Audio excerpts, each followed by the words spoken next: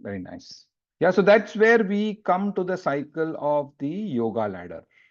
Yeah. So we saw that what is the slow, gradual steps that this particular section saw.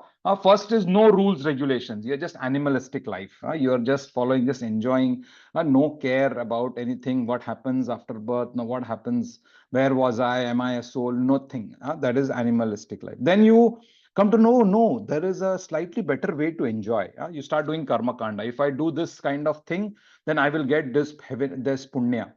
With this punya or with this good karma, I can go to heavenly planets. I can enjoy there. So actually, this is karma kanda is also like a sophisticated animal life, but it is slightly better.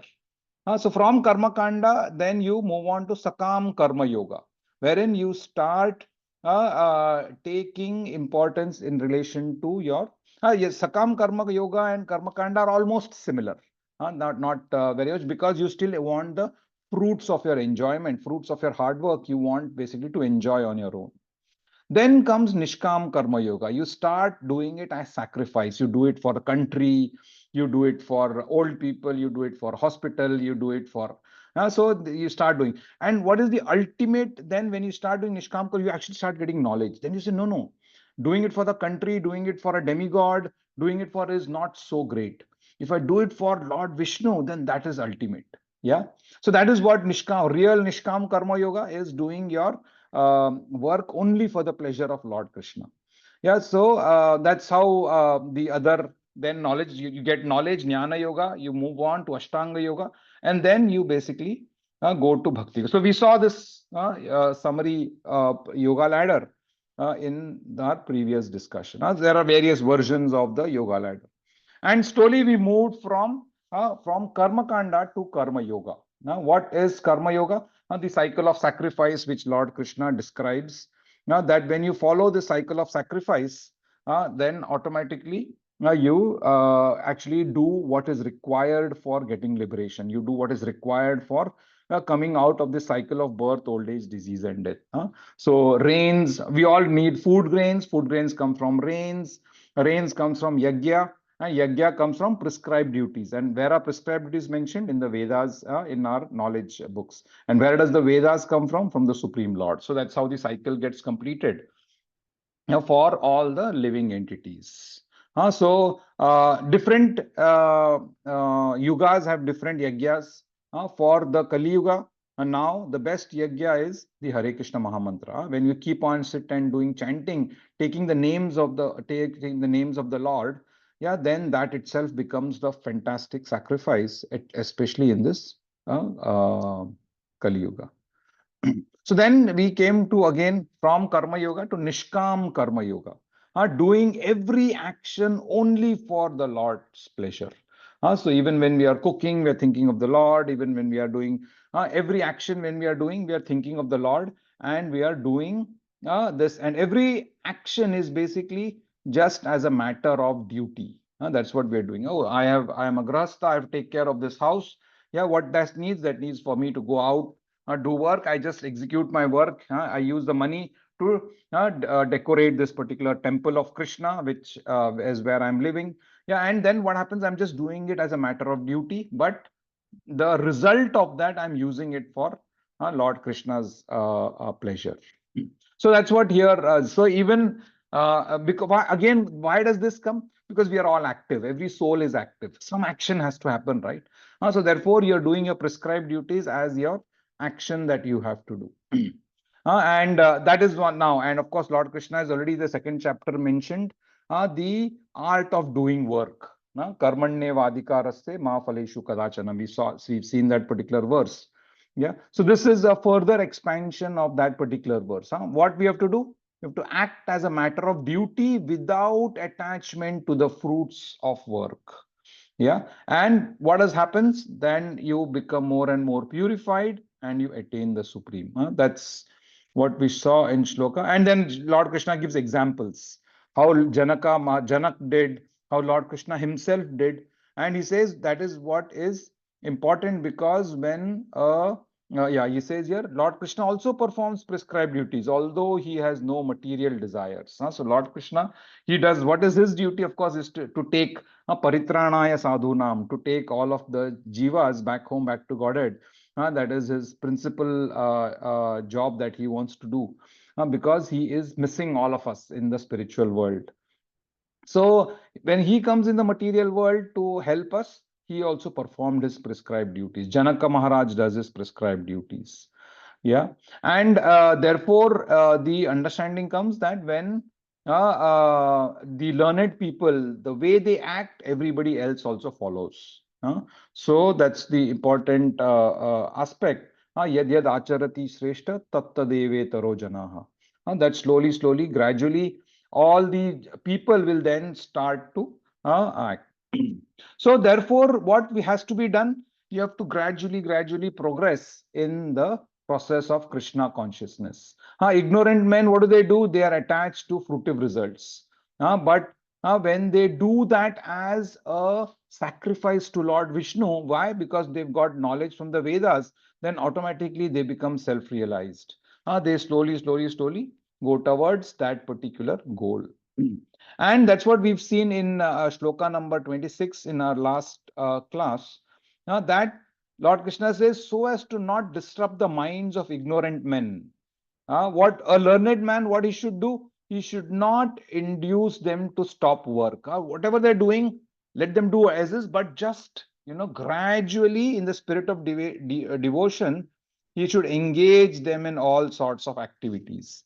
So slowly, we call them for programs, call them for kirtans. That's how you kind of slowly bring in Krishna consciousness in them. Why? Because anyway they will get disturbed if you suddenly tell them, no, what you're doing is wrong, or all of that particular one. Yeah. So that is the important aspect here. Lord Krishna describes that everybody is active, everybody has to do certain set of actions. So why not do prescribed duties, whatever is duties? In what way? In a way in which it will purify you. Yeah, in the matter of sacrifice. So that's where we stopped in our last class.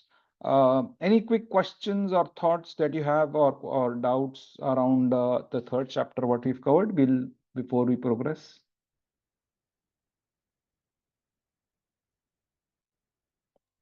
Guruji, just one clarification. So in Karma Kand, the, we think that Lord Krishna or Vishnu is also a demigod, or we treat him on an equal level with other gods.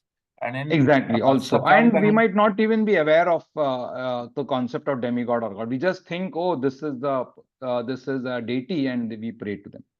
okay, Yeah, and in depending on Sakam, where you're born or what is the knowledge that you've got.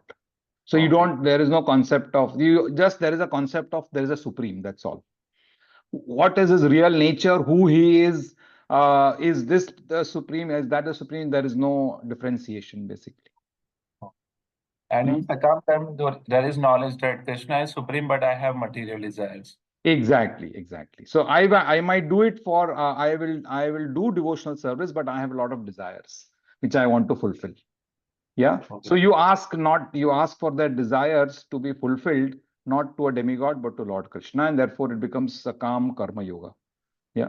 Then Nishkam Karma Yoga, I don't want anything. I want to only offer all my results to you, basically. Yeah. And then when you do Nishkam Karma Yoga, which is what is the right method, then you start getting knowledge also. Because when you do Nishkam Karma Yoga, it will attract a lot of pious people around you.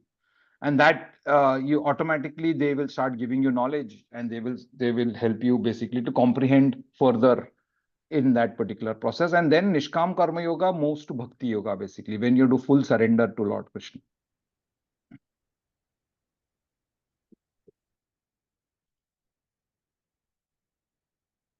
Okay, if not, then let's move to next shloka, shloka number 27. Yeah, Aditya Prabhu, you can read this one. प्रकृते क्रियमाणानि गुणकर्माणि सर्वशः अहंकार विमूढात्मा कर्ताहम् इति मन्यते. Very nice. Soul, bewildered by the influence of false ego, thinks himself the doer of activities that are in actuality carried out by the three modes of material nature. So now here what happens? So Lord Krishna is saying many times out of false ego, because of the influence of false ego. So we all know that we have a subtle body and we have a gross body. A spirit soul is covered by 8 layers. So the physical layer, which is Bhumi, Rapo, Nalo, Vayu, Kham, earth, water, air, fire, ether, that is what constitutes that you can touch and feel. Then there is a subtle body, subtle covering to the soul. That is mind, intelligence, and false ego. Yeah. So false ego is the one which is very close to the soul, and that basically influences the soul very much. So every time, what does the soul think? The soul, first of all, the biggest false ego that the soul thinks that he is the body. That is the biggest thing. And because he thinks he is the body, he thinks, oh, I am the doer. I am everything. Because of me, everything is happening. Whereas actually, we will see in the 18th chapter, further, Lord Krishna explains that there are 5 other influencing factors which causes any action.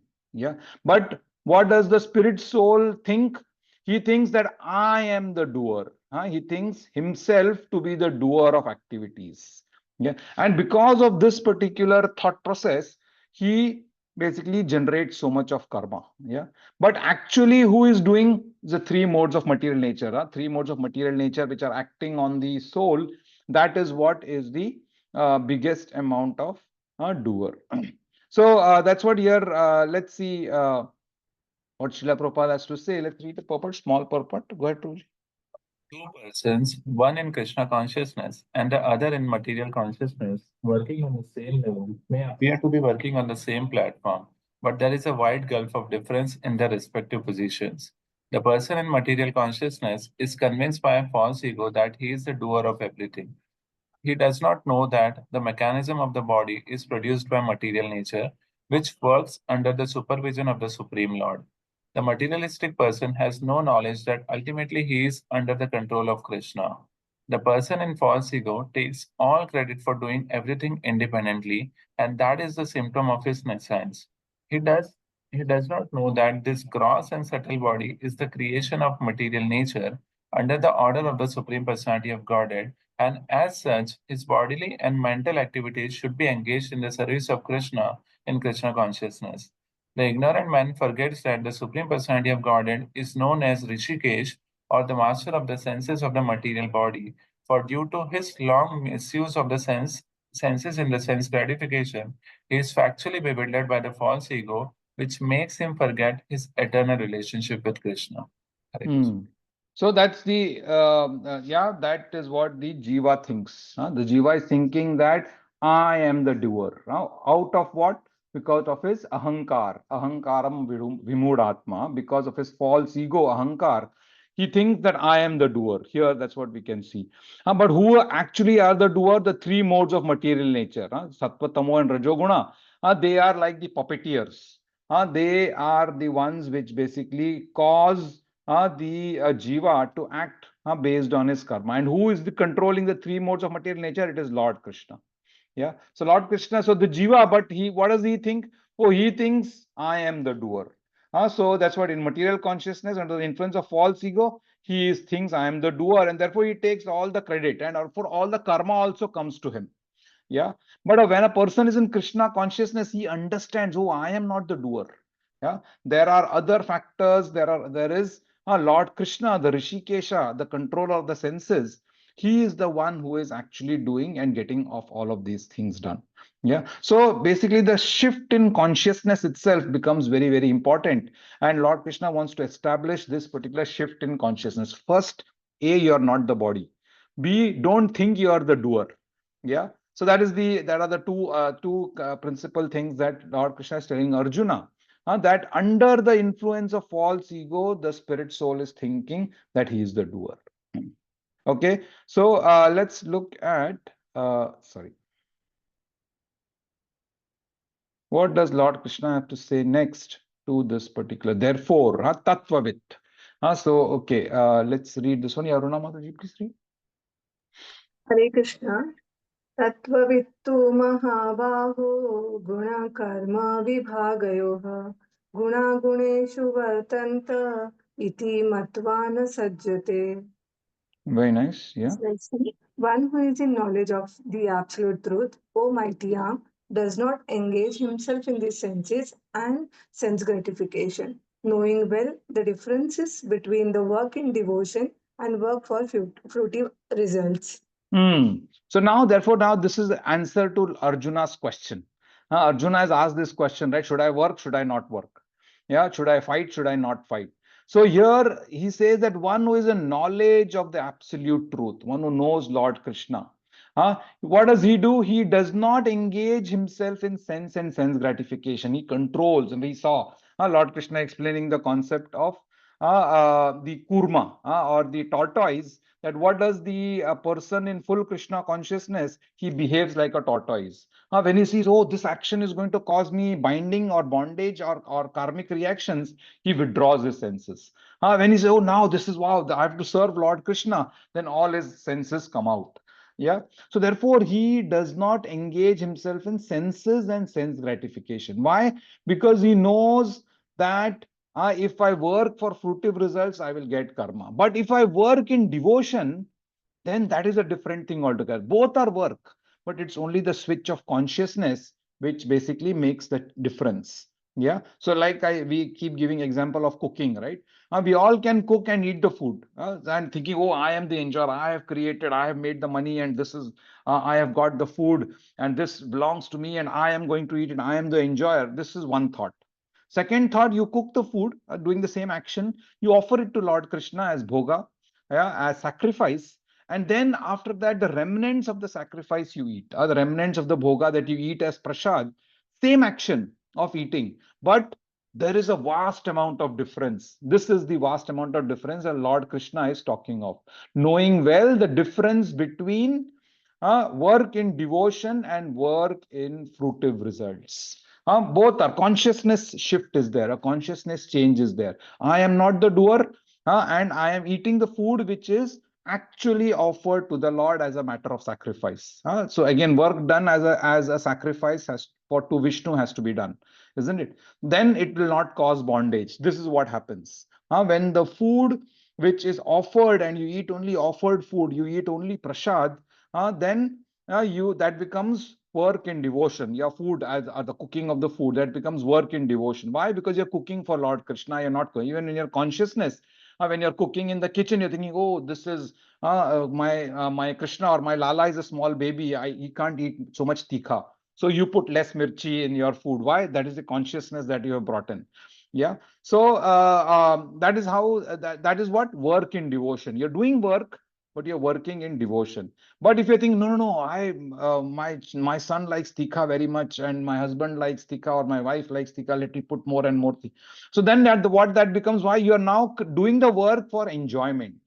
So that becomes work for fruitive results.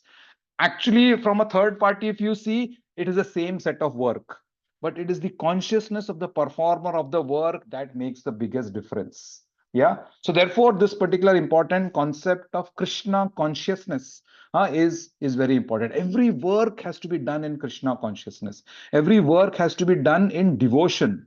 Then that becomes very, very critical, very, very important. Yeah. Or that becomes very much engagement. That's how the soul engages himself. A self-realized soul, he knows that he has to do Krishna conscious activities. And so what does he know? First, he knows his real identity. He is part and parcel of the Supreme Personality of Godhead. He knows that he is trapped in this material creation. Yeah. And he knows that how should he come out? By working in devotion. So what does he do? He dovetails his activities in devotional service. Everything that he do, we saw the example that day of brushing teeth. That is also work, right? You sit and do brush teeth. But how will you make that as brushing teeth as different? You are thinking, oh, I am brushing teeth because I have to go to the temple, or I have to go to wherever to pray. Then I should not smell. My mouth should not smell. If I'm going in front of the deity, The deity is also a person, right? And if he smells my mouth, it's not good. So let me brush my teeth. So your now consciousness has changed totally. You're brushing teeth for devotion, as an action of devotion. Not like, oh, let me brush my teeth so that when I smile, all the white teeth will show and everybody will like me when I smile so nicely. Then same brushing teeth, but that causes bondage. Why? Because you've killed so many germs, isn't it? So much of killing has happened even in your mouth. So now the same killing, when you've done it for Lord Krishna, zero karma. When you do it for your own sense gratification, all the karma you get. So person in devotion, a person in Krishna consciousness, he knows this particular aspect. He also therefore knows his engagement in the material world. What does he do? He only engages in Krishna conscious activity. Unnecessary sense gratificatory activities he does not involve in, knowing well that there is so much of karma involved in all of this. Yeah, and he also knows that the enjoyment is going to be temporary. Whereas if he works in Krishna consciousness, then the enjoyment is going to be permanent. So unattached material sense gratification, which is a temporary. He also understands that material conditions are not under his control. So many times he might not get things that he wants, or he might not get the it might things might not go the way he wants. But still he engages in Krishna consciousness and he is not getting disturbed. Yeah, and finally, of course, he knows the real position of the Supreme Lord. He's Tattvavit. He knows the three aspects: Brahman, Paramatma, and Bhagwan, the three realizations of Lord, of the Supreme Lord, and he acts in that particular understanding of this particular. So that's how he engages. That's how the real self-realized soul engages in various aspects of Krishna consciousness. What does he do? That's what he says. He does not engage in sense or sense gratification. So what does he engage in? He engages in all of these particular things, in gaining knowledge, in doing action in Krishna consciousness, and three, trying to get the mercy of the Lord in a way that can be helpful to him. So that's what a real attached soul does. Let's see further what Lord Krishna establishes in the third chapter. Let's look at this one. Yeah, Ashish Prabhuji can read this one. Hare Krishna Prabhu. Prakrite guna sammuda sajante guna karmasu tana kritsana vido mandan krishnan vinna vichalayet. Very nice. Bewildered by the modes of material nature, the ignorant fully engage themselves in the material activities and become attached. But the wise should not unsettle them, although these duties are inferior due to the performer's lack of knowledge. Hare So Krishna. now Krishna here is taking that many of the ignorant people, or those who are bewildered by material nature, they think they are the body, and what is required for the body? Sense enjoyment. So therefore, all of their actions are what are for sense enjoyment, are for their own gain.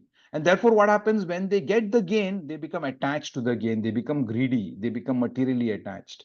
And many times, what happens?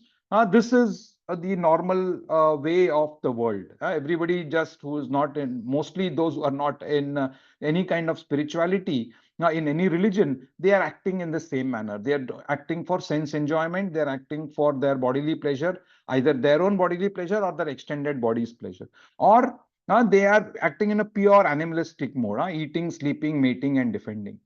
So these are the four things that they generally are doing because they are in full ignorance. But does that mean that you go out and, of course, you have to explain to them, you have to help them, you will have to, uh, but do you unsettle them? You tell them no. What you are doing is slightly on a lower level. Because of your lack of knowledge. So what we have to give them? We have to give them knowledge. We don't point out to their activities that they are doing. All we do is we give them knowledge so that their performance. So here, what does Lord Krishna say? These duties are inferior due to performers' lack of knowledge. Yeah. So how do you get to higher duties? By giving them proper knowledge. Yeah. So therefore, many times one of the first information that even Lord Krishna here that he gave to Arjuna, what he didn't tell Arjuna that what you're doing is wrong, or he first told them that for A, you are not the body. First information that he gives. And B, he tells them that because you are not the body now, these are the various understandings of this particular information that you are not the body. A, you'll get reincarnated, you are coming again and again, you always existed, and all of those various things that we saw. So, first thing that Lord Krishna also does to Arjuna is brings him to a higher platform, brings him to a higher knowledge level. First thinking instead of the body, he is now bringing them to the soul level. Same thing that the wise also do the same thing. So what do the wise do? He says, but the wise should not unsettle them, although these duties are inferior to the performer's lack of knowledge. So what is given? Knowledge is given so that the performer can elevate his level. That is what is the uh, thing that does. So engagements again of the spirit soul. Ignorant person, what does he do? He is always busy in this in his field of activities, in his own set of the first thing he says, he thinks himself as the body. That is the very first thing. Identifies with the gross material consciousness. He has a lot of material designations. He wants more and more material designations. Accepts body as the relationship builder. So that's how he expands his everything. He thinks, oh, now I'm Indian, so all Indians are like me, and he therefore associates with Indians. That's how. Because why? Because he's thinking that he's the body, and therefore he creates his kinship with everything again based on what? Based on the body. Worships the land in which they are born in, consider rituals as an end in themselves, engages in various social work, nationalism, and altruism. Why? Because he thinks he's the body. And he thinks spiritual realization is a myth, and he therefore is not interested. And therefore, you see the way set of work that a typical, a karmi, the karmis do is purely fruitive in nature. They all want something back. Huh? They all want every relation, even in a relationship, they want something back. There's an exploitative mentality that everybody has. Why? Because they all think that they are the body. That's the root cause. But as soon as you tell them, no, you're not the body, you're a spirit soul, automatically everything starts to change. So therefore, first thing that knowledgeable people have to do is give them knowledge, give all of these people knowledge so that they do not unnecessarily get agitated by our pointing out to them. Yeah, so that's what here Lord Krishna is telling. Okay, and there's an end to this. We will see why Lord Krishna is mentioning all of these particular points because he's moving from Karma Yoga to Karma Kanda. Yeah, and now he therefore brings out one more principle here. Let's read this particular principle. Oh, I can see Hanisha Mataji. Very nice, Mataji. Welcome back. Yeah, Hanisha Mataji, you want to try this shloka?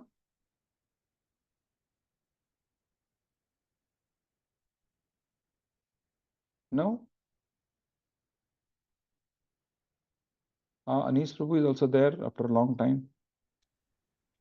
Hello, Hare hello, Krishna. Mohan. Yeah. Hello, how are you? You want to try Ye- this shloka? Yes, I can try. Okay. Go ahead, no problem.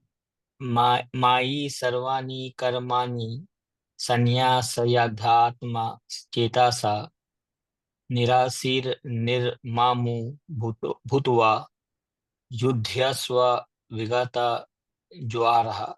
Jwara. Very nice, very nice.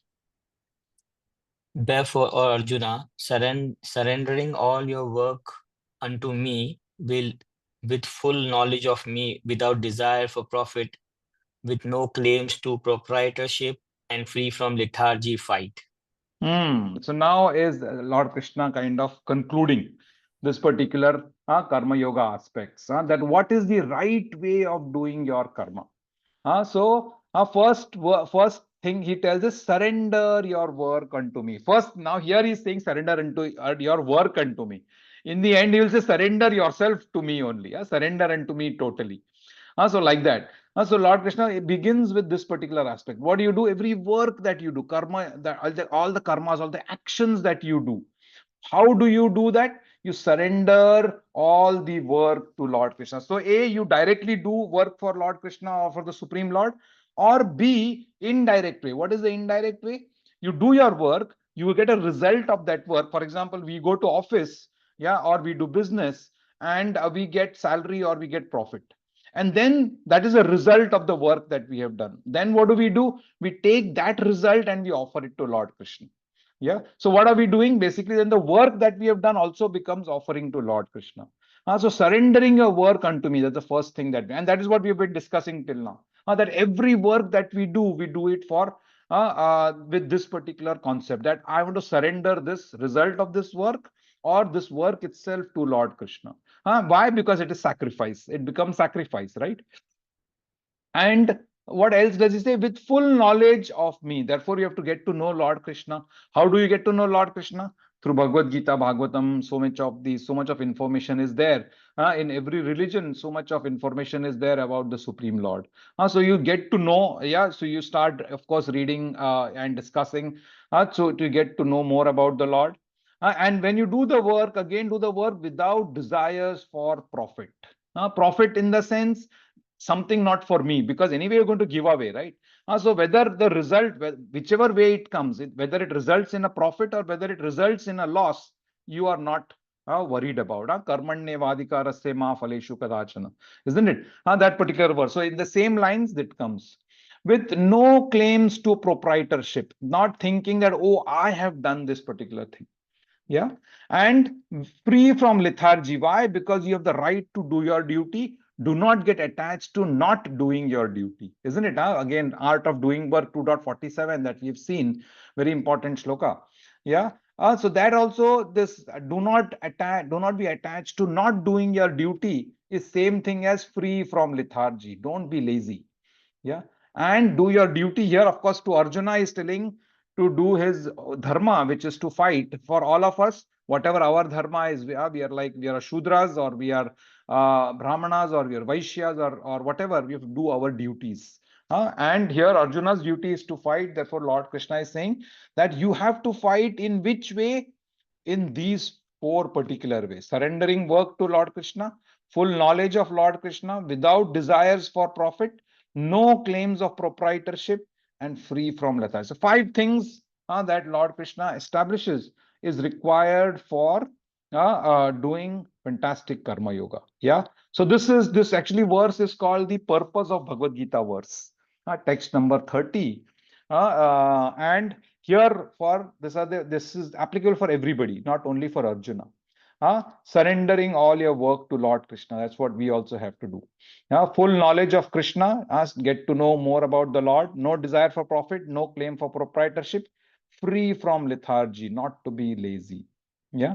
So very important verse, this particular. And Srila Prabhupada makes this point. He says, this verse clearly indicates the purpose of the Bhagavad Gita.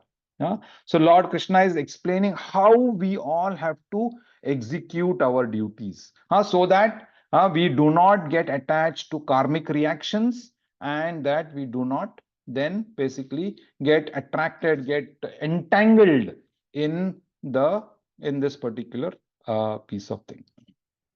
Yeah. Yeah, this is we will discuss that in this particular oops. Yeah. So here, this is the purpose of the Bhagavad Gita discussion that is mentioned in the purport. Lord Krishna, what we have to do? We have to discharge our duty as if it's a military discipline. We have to execute whatever is been given to us. For us, therefore, what is our duty? Our duty comes according to Varnashram Dharma. Yeah. So we all have two duties. We've discussed this particular aspect. A, the duty of the body. Yeah, Varnashrama, based on what Varna and what ashrama you are there, you know your set of duties. Most of us, we are all Shudras. We've not yet in that, and we are all working for somebody else, isn't it? Most of us, of course, if you're a Vaishya, that's a separate thing, but most of us are working for somebody else. Therefore, in that sense, we are all Shudras. Yeah, and B, we are spirit souls. That's the second duty that we have. Duty as the body and duty as a spirit soul. So duty as a spirit soul, we have to do become Krishna conscious, because the duty of the soul is what? To serve Lord Krishna, to serve the Supreme Lord. Isn't it? We are a servant of the Supreme Lord. So that is a duty also we have to perform. What we have to do? We have to dovetail both of them. So when we act according to our basically Varnashram Dharma and do it for Lord Krishna, then that will lead to liberation. Yeah. The other aspect that Lord Krishna, that Srila Prabhupada describes, that when we do this when we get to our constitutional position, that will lead to happiness actually. So if one of the things that we want to do also is to be happy, right? Everybody wants to be happy. What is the way to be happy?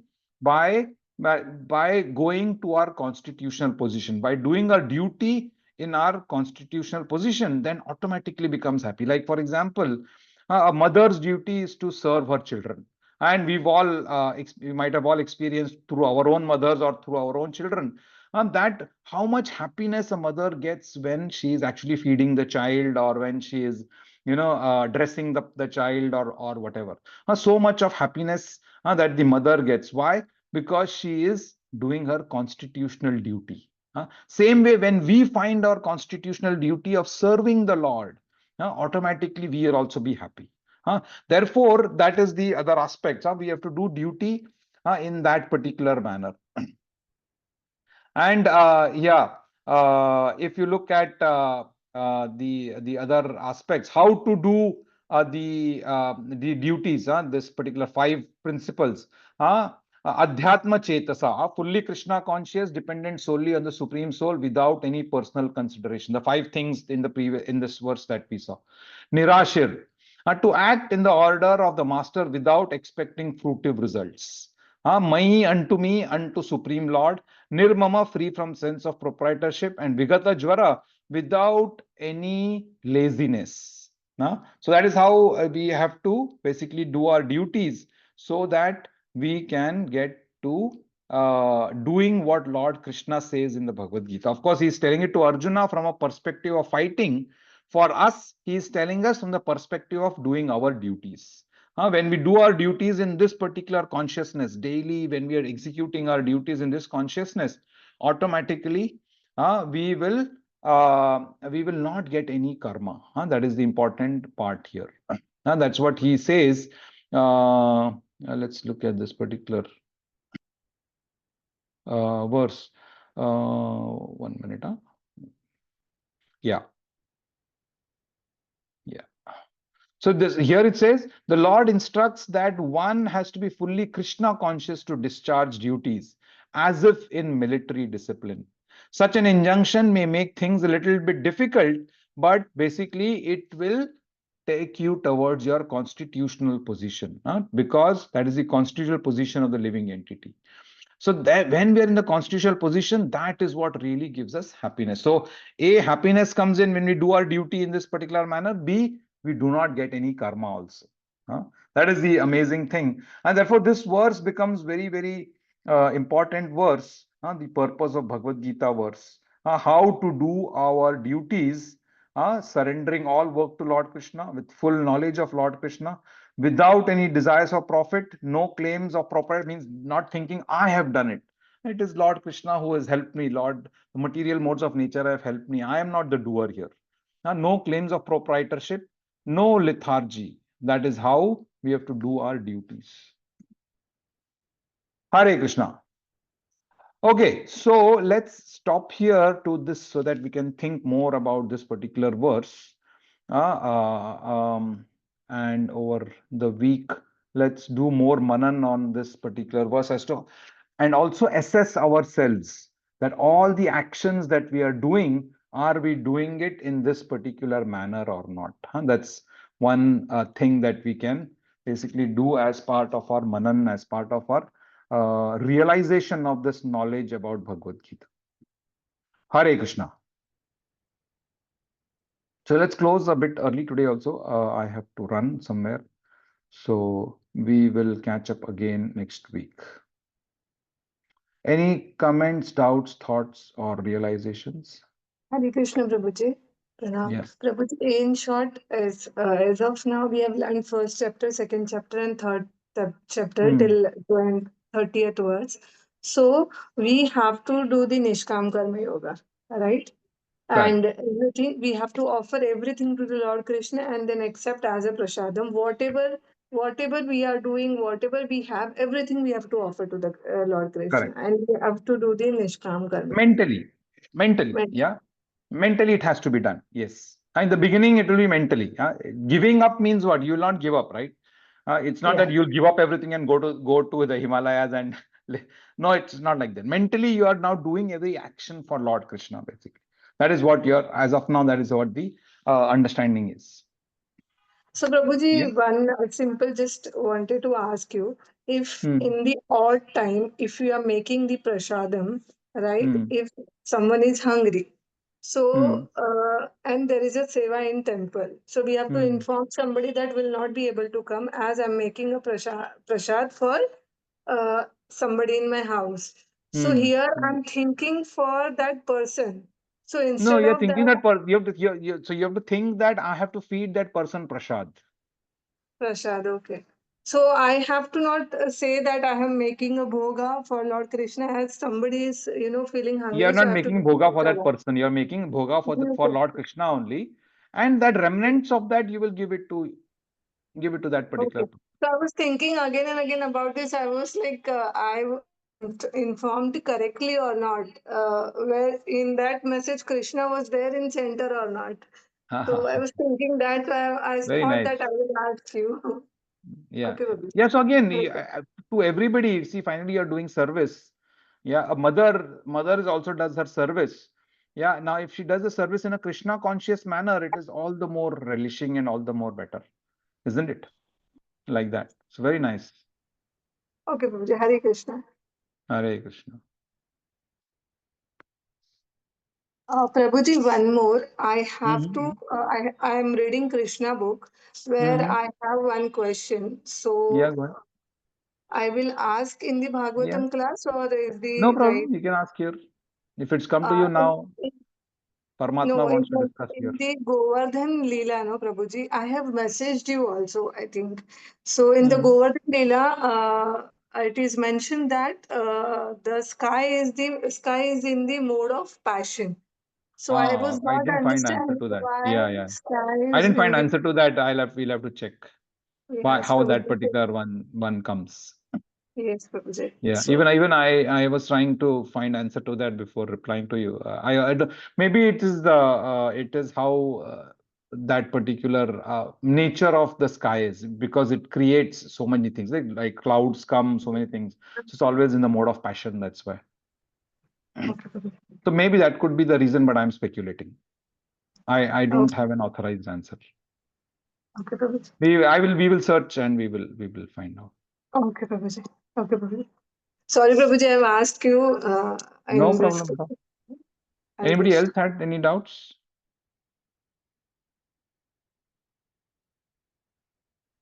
No? Krishna Prabhuji, Yeah, Aditya yeah. Prabhuji, go ahead. So full knowledge of me in the last verse, Lord Krishna Hmm. says. So, but at other points, or we hear from devotees that we cannot have full knowledge of Lord Krishna. So, how do we understand that? Yeah, so very simple, no? The because Krishna's knowledge about Krishna will never be full, you will keep on searching for that particular. And for Lord Krishna, he says, whether you know me little or you know me in full, it is still little only, basically. So in that sense, when you know little about Lord Krishna through whatever he speaks, through his words, that itself is so. But here, the full knowledge of me also means that when the work that you're doing, that work involves full knowledge of Krishna. Yeah, that work involves that, oh, I'm doing this work for Lord Krishna. Fully, you're getting that, delivering that particular piece of work in that particular consciousness. That is also the understanding here. Yeah, that the work itself, that when you're doing so, It's not that when you're doing the work, first 5 minutes only you're thinking of Krishna, you have full knowledge of Krishna, then 95% you've forgotten him already. All throughout you have to know that, and that he is aware and he is there. That is what that particular full knowledge of me. Yeah. So if you look at that particular verse,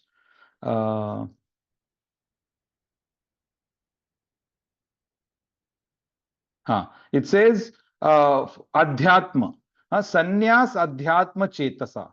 What is the chetasa? What is the chetana? With full knowledge of the self. Yes, self here means, of course, as the spirit soul and the super soul, as both of them. Full knowledge of the self, adhyatma, adhyatmic. So that is how that particular work comes. That you are aware of the entire aspect of adhyatma here, that if I do this in a manner of any materialistic consciousness, then I will get karma. And I'm not doing this from a materialistic perspective, therefore I will not get karma. This is full knowledge, right? This is knowing that I'm doing it for Lord Krishna. That is what is the understanding here. Okay, Baji. Thank you, Baji. Yeah, not knowledge of Krishna here. In the work that you're doing, that particular piece of work. Okay. Yeah, finally, Krishna is infinite, right? We've seen in that. So even if you take one portion of that particular infinity, he is still infinity. So when you do it for a deity, when you do it for say your own deity, or for a deity, the temple, then that also becomes full knowledge about Krishna. Okay. Okay, Baji. Thank you, Baji. Hare Krishna. Hare Krishna. Maybe it's from the free from the false ego, just like a previous work, like I am the doer, or the bodily concept it's mentioned. It should be we are the spirit soul, and Fully from a soul perspective. soul perspective, and he is the master, and we have to serve him without our false ego. That's the in full knowledge means. Because I say that adhyatma means what? It's the knowledge of self. Self means what? We are not the body, we are the spirit soul. And when we say about spirit soul means, it will be free of false ego, like the previous shloka it mentioned. Yeah, and then if you don't know Krishna good, you get to know Krishna. More and more we get to know Krishna, all the more. Like Mataji is reading Krishna book. We also can read Krishna book to get to know full about Krishna. And we are not doer. I mean, that's the thing is, we are not doer. All the modes are working, Lord hand is everything. Yeah, so we should not think ourselves with a false ego that we are the cause for the karma, and happening. Hare Krishna. Sorry, Aditya Prabhu, you had a point, go ahead. Hello. Thank you,